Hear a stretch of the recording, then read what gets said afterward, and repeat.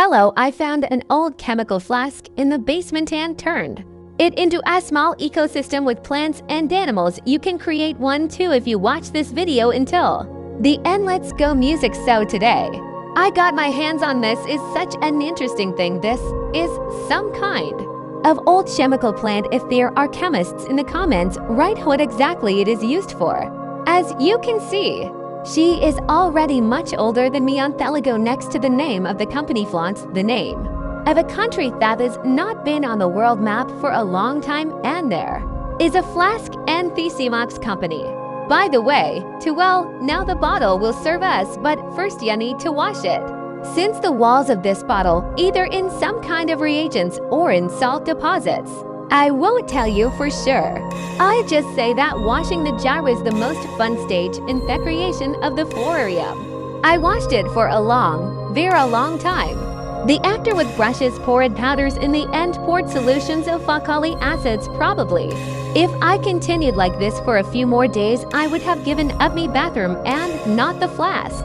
But fortunately, I was able to wipe off normally one of fuels and just decided to make it front, and the muddy ones will serve as a background. Now you need to glue the bottom. I took such a piece of glass. In my opinion, it was a former door from some kind of terrarium and it fit perfectly in width. I didn't even bother to cut it along the contour and glued it. So first I stuck soft legs for furniture on it. Then I marked the circle in bold. I smeared it with silicone. After which I put a jar on it with few wide and down. Everything stuck perfectly, and I was about to start making the terrarium itself, when at the most inopportune moment a piece of a branch broke off from the jar.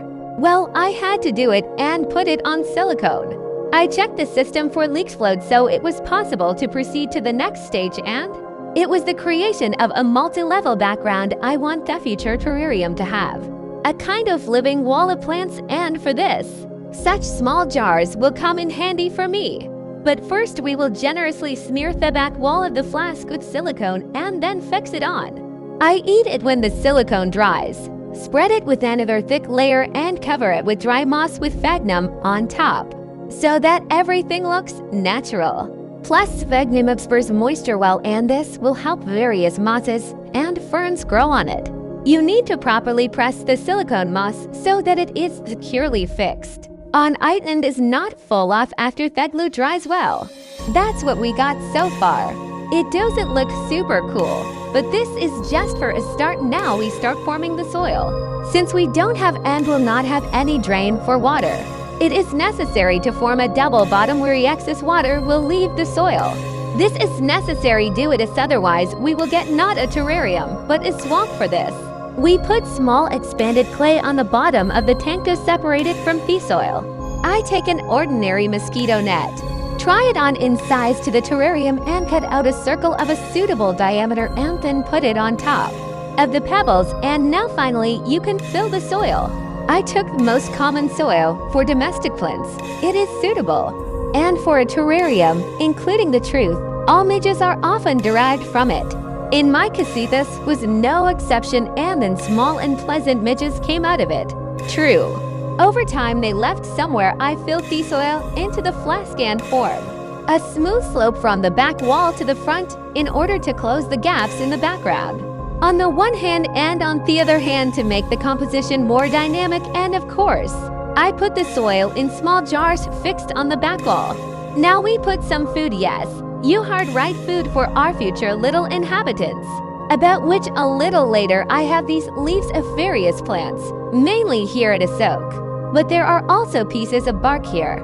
I lay them out on the surface of the ground somewhere. Well, somewhere I put towel leaves. But who will eat them, you ask? Who are these? These are small tropical woodlice, and they will become the first settlers in our future ecosystem. They will not only help maintain the frequency and prevent the development of mold, but will also slowly adapt dying parts of plants. So our jar will always look fresh and beautiful after the woodlice settle. Quite quickly orientated in the terrain, someone began to explore new possessions, and someone immediately hid, digging into the depths of the soil. I was afraid to populate all the plants inside the jar at this stage, since at first the appearance of mold plants too See how they adapt at all, and whether Themold will eat them or not. At least it will not be such a pity, but I hope that they adapt well. And now, we will leave the terrarium for 2 weeks for a quarantine period for you. It was 1 second, and after 2 weeks terrarium they feel quite well. They loosen the soil and eat up any mold that appears on the leaves and snags. And during this time they have already managed to appear a new generation of small ones because of the seals well. Now we are moving on to the most interesting stage of creating our planting ecosystem and introducing insects. Already this time, the main inhabitants of the terrarium are in small containers. I grow different mosses that I collected in parks, in squares, in the forests, and on the river. And here at least a dozen different species, and in my opinion they will look very good in our interesting. But first we will plant a small fern. I brought it from a hot spring in the Krasnodar territory where it is home. Ross in Noni. Of the watercourses, I don't know what kind of species it is. If there are botanists in the commencements in its place in Azure, around it grow a very interesting Russian moss. More precisely, it can be notably a Marcantia. But this family is called liver mosses, and they look like such a flat creeping carpet in general. Liver mosses are very interesting and look unusual. They are an excellent ground cover for a terrarium or in the field of the darium we planted. On the lower level, after we start adding pieces of other types of moss with smaller shoots, I put in the ground well, with larger ones on the back, and the more I add green spots to the beige canvas, the better the picture of the future terrarium appears. Now we proceed to the stage for which we glued small containers on the back wall. In them, we will plant even more ferns that will grow in the future and create a real green wall.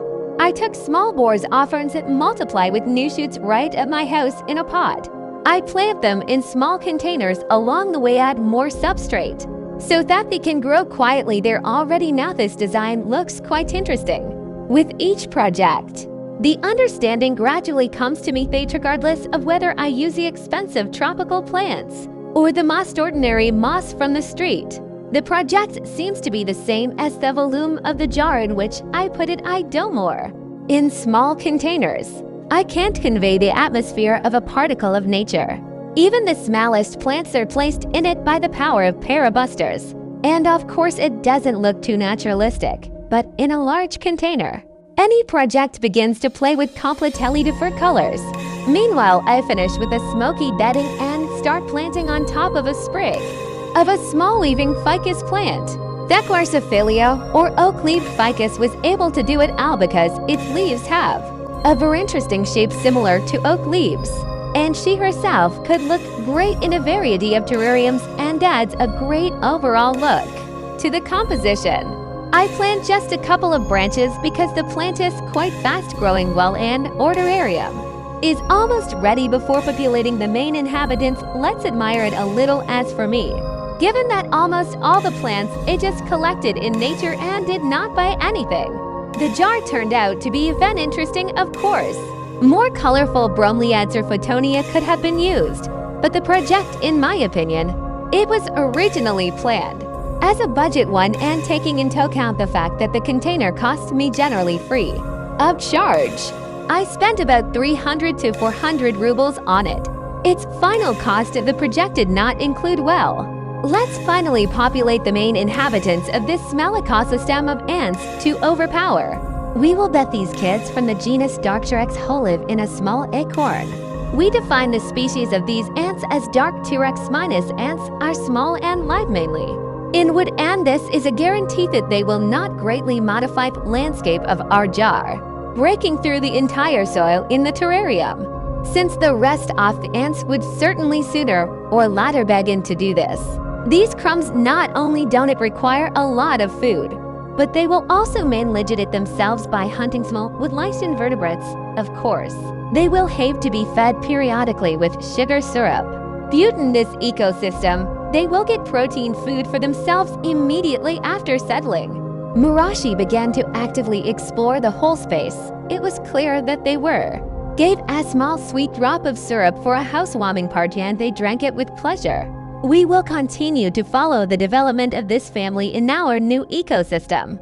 So wait for next releases about this terrarium on that channel. Social networks Discord Telegram contact you will find all the links in the description there.